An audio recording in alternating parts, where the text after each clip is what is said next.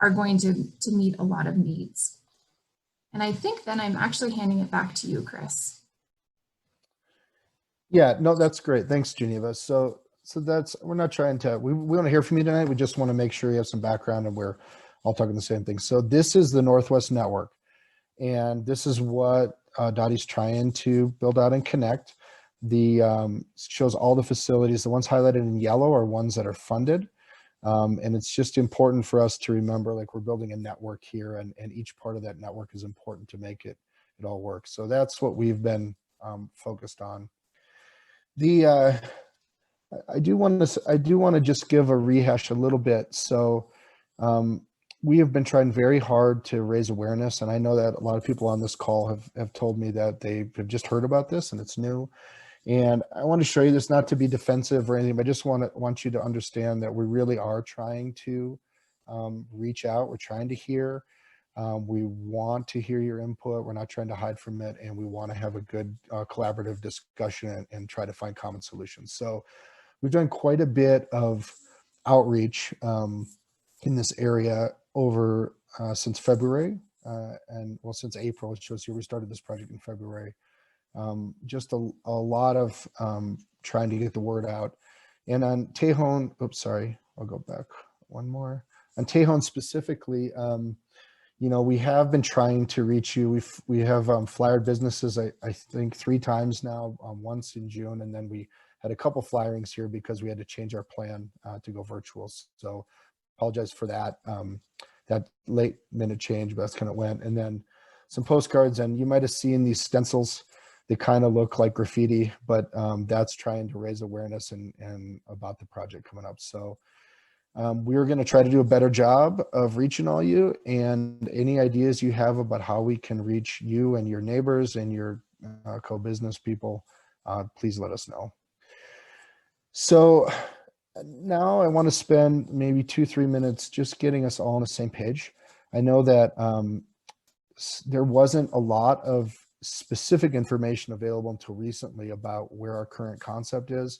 It's because this corridor is complicated, and we are trying to kind of weigh all the data and weigh input that we had gotten through our process we talked about before, and come up with a concept that we wanted to share with you for input. So that's kind of why we're here now. Basically, there's 2 pieces of this. The piece from 46th, to 32nd is funded as part of the Community Transportation Networks implementation initiative. So there's money for that. And so we started working on concepts for that first. And then there's a piece that connects down to Central that's really important in a network way. That wasn't initially part of our CTN work, but that we've identified as an important connection to start looking at and start having conversations about. So that's what this second part is, you know, we don't have a firm concept to share in that part, but we want to start the engagement process with you now, because we think it's all part of the same system, and we want to get everybody's voice. So this is where we ended up at. Our current concept is a protected bike lane design concept. And that really came out of speed and, you know, traffic data that we collected, public input we collected, and trying to build a high comfort, high safety network of bike facilities for people to use, right? Unfortunately, that has trade-offs, and so that's what we're seeing in our concepts, is to do some of these kind of things. That means that other things have to change or be removed. And so I think that's the main kind of thing we want to focus in on tonight, is we want to share, hey, this is where we're at, this is what that means, and let's talk about it, okay? And I just want to show you, I think you may have seen this, but I'm not sure everybody has. So right now, in general, this is what a protected bike lane cross-section would look like on Lowell, okay? So you can see that the parking has been repurposed on the edges. We have 2 travel lanes in the middle and vertical elements protecting the bike lane. And this is from 34th to 46th in that piece. When we get into those, we'll talk about all those details with you in detail in the breakout rooms. And then we have one more general section, which is in the more southern end from 32nd to it's 3326. I think it's about 34th, between 33rd and 34th. We've come up with this concept to try to keep curbside uses on one side of the street. There's some reasons for that in terms of the concept design and the data we have, but I know that's a big talking point that we want to get into at the breakout rooms. So that's what we're proposing. We're not proposing, that's our current concept right now. And now that we've kind of talked to you for 15 minutes, that's really all we wanted to share, just so we all talk about the same thing and we understand where we're headed. I would love us to go into the breakout rooms now, and in those rooms we'll have opportunity to talk specifically with leadership and key people about each segment in detail, about what your concerns are, what your business needs are, and all that. So let's do that. Steph, are we ready to jump to breakout rooms now? We don't have everyone's preferences recorded, Okay. but I can kind of go through who's remaining. Ask them to send in the chat. Why don't you send the people that we have assigned to the rooms, and then the people that are left you can talk to directly. Okay.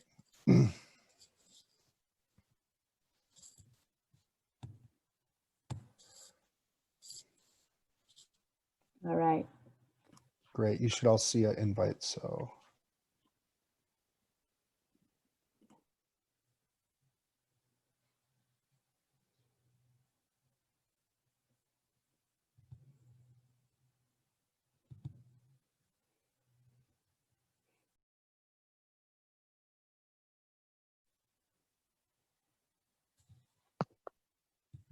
There we go.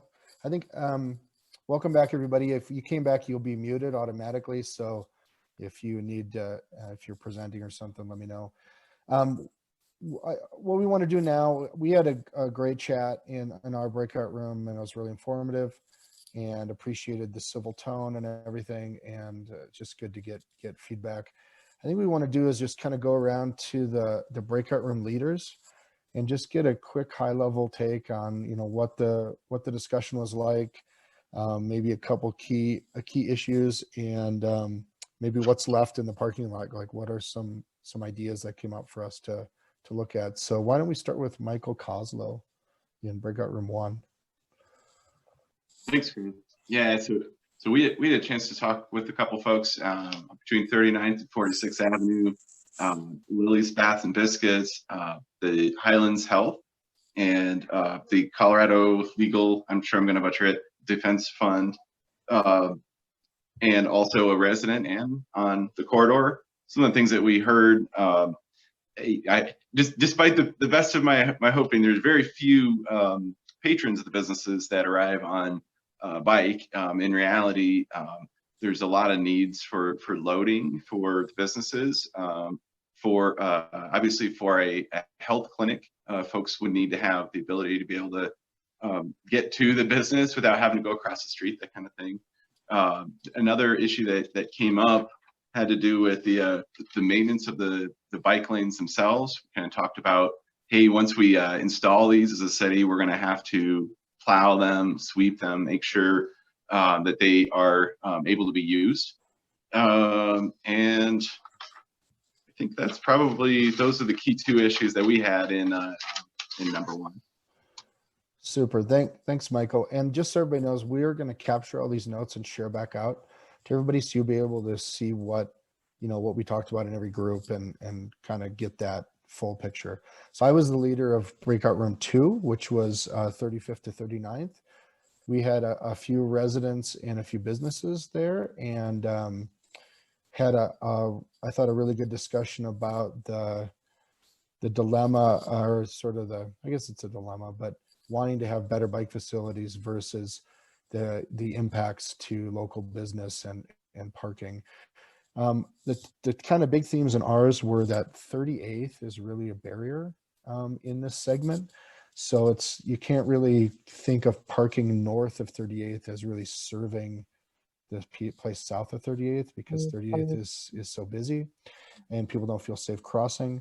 And then there isn't any parking on 38th. So the businesses right in that, right there near 38th are really dependent on Tejon right now. And the side street parking isn't that useful to them. Some of the ideas that we had, I'll just say a couple. So we had asked to look at, could we combine some traffic calming elements with the biking elements? People were really interested in a stop sign at 37th because the speeds are so high from leaving 38th heading south on Tejon, and trying to address that. And maybe that was a way we could work together to try to find some common ground. But yeah, the common ground was we really like bikes. We want them to be able to be safe and go, but we need to survive. And please help us figure that out together. So that was Breakout Room 2. Breakout Room 3 was Geneva. Thanks. It's really fun seeing everyone's faces. So we had a really good group, maybe 15 of us, 20, and great conversation. Definitely lots of concerns with the parking, and already feeling like parking is challenging on Tejon. And we mostly had residents in our group and people who live really close to 35th and Tejon and see kind of all of the bridal shop and the little bars and restaurants there that are bringing a lot of people, and also meaning that there are certainly some parking concerns. Heard a lot about safety with for staff who might work late at night and are trying to then get to their cars. Decent amount of conversation about routes and saying maybe Shoshone makes more sense. But if we do that, how do we link that to other bikeways? A couple of people talked about that east-west routes in Denver tend to be pretty good, and it's those north-south routes that are lacking. Really good conversation about the quick pickups that people see with Uber and Lyft and Grubhub, and needing to use curb space in different ways. And then talking about kind of the busy times that people are seeing in that area of definitely commuting, but also evenings and weekends, and recently maybe more so for lunches as well. So that's what we heard. Okay, yeah, thanks, Geneva. That's a good summary. And then Breakout Group 4, which was the 16th piece, Jen. Yes, so our segment is a little different. It hasn't gone through the planning phase like what I call the northern segment of Tejon. We haven't gone through the data gathering to really look at traffic speeds, volumes, curb uses, accident data. So our discussion tonight was, I think, really insightful to talk to some of the business owners from Ratio and Metal Mark, and to get their perspective. They're on the ground floor there. They see what's happening on the corridor every day. So we certainly had a good discussion about, parking, a continued theme along this corridor, and really safety. I think lots of concerns about, how do you find that balance? We talked to folks who bike this corridor, and we talked to folks who while they have businesses on the corridor and really rely on parking for the viability of their business, they also see, a lot of safety concerns, particularly at 16th and Boulder and 16th and Central, kind of safety issues for everybody in those intersections. So I thought really good conversation about the different uses along this segment, and priorities for folks who use it. Thanks, Jen. Yeah, that's really good and interesting, because I know that concept, you really have a firm concept, so it's good to get a lot of input that we can feed into that development process. So I'm going to share my screen again. So I just want to spend a few minutes talking about how to stay engaged, what's going to happen next, and that this is, just emphasize, this isn't the last time or the only time that we're going to talk. I know it might feel like things are moving fast, but we intend to engage you guys and really try to problem solve this and figure out what is the best thing to do for everybody. So let me pull this up, and Geneva, maybe I have you kind of lead this discussion about how do we stay connected. Definitely. So we have office hours, and you can sign up you go online to the bit.ly Denver Moves networks. We have a ton of information there. You'll find it for all 3 of the networks, and you can find recordings of previous meetings. You can find concept designs, and that's also where you can sign up for office hours. We have a general inbox, Denver Moves at denvergov.org, and a project hotline. The email is probably the better way to contact us. We also look at the hotline, but the email seems to just go a little bit faster. And after tonight's meeting, we will provide you with a Q&A, recordings, and certainly better and more opportunities for engagement over the next couple of months. We also have resources for business support from the Denver Economic Development Opportunity Office. And we will be adding everyone's emails into our grander inform list, so you can stay up to date on all the project happenings from here on out. Let me, I have one more slide to share at the final, but I want to recognize Councilwoman Sandoval. Sorry we didn't recognize at the beginning. I didn't see you in the meeting at first. I think you might have joined after, but feel free, go ahead. I know you had something you wanted to say. Thanks, Chris. Thanks, Geneva. So I just wanted to say thank you all who joined virtually. I know that it was a change of plans, and it's different talking on this type of platform instead of actually talking in the built environment and being out there, hearing you and getting suggestions. So I just wanted to say, first of all, thank you, and thank you to the project team. We really are doing our best to make sure that we're getting information out. And if you don't know, my family owns La Casita. We've owned and operated that restaurant for most of my life. My dad started it before I was even born. So small businesses are really important to me. And as these numbers climb with COVID, and as we start seeing more cases than when we even had the first initial stay-at-home order, I just want you all to know, who own a small business on this call and who have been impacted, that I have the most respect and utmost respect for the work that you're doing and how you make Northwest Denver such an amazing place to work and live. And I really hope that we can come to a good conclusion with this corridor and find something that works for all of us, and not just some of us, but all of us. And in that vein, I've found throughout the work that I've done, sometimes we don't make everybody happy, but we have to come to some type of consensus. So I just want to please stay engaged. Thank you for those who have signed up to, for the Denver Moves at denvergov.org. I'm in constant contact with the project team.